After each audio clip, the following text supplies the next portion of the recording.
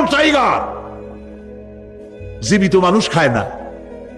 তার অর্থ কি? তার অর্থ হলো বাঘের মুখোমুখি মানুষ যখন হয় তখন বাঘের চেহারা দেখে মানুষের রুহু গলার কাছে এসে যায়। আত্মরা তখনই হয়।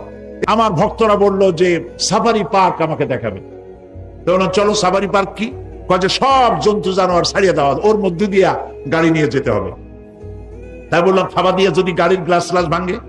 তা বললো যে ওখানে পুলিশ আছে, লোকজন আছে, হর্ন জোরে বাজাইতে হবে, নিয়ম আছে, তাহলে তারা আসবে এবং বন্দুকের মধ্যে রাবারের গুলি আছে, বিষ মাখানো, ওইটা মেরে দেবে। আমি দেখার লোভ সামলাইতে পারলাম না, আর ভয় তো ঘামে গেলাম। আল্লাহ ভরসা করে গেলাম। বিশাল এরিয়া, আল্লাহ যে কত দেখাইছে গোলামের, সুবহানাল্লাহ। সারা জীবন সেজদায় পড়েও কুলাইতে পারবো না, কত আল্লাহ দেখাইছেন, সুবহানাল্লাহ। আর আমরা গাড়ি নিয়ে আসতে যাচ্ছি, এক বাঘ তার ওই গোষ্ঠ ফালায় থুয়ে আমাদের দিকে আগায় আসতেছে। আমি বললাম আল্লাহ, যা ভয় করতেছিলাম আমি তখন, ওই যে বলেছি যে মরা মানুষ বাঘে খায় না, বাঘ দেখলেই কলিজা উড়ে যায়।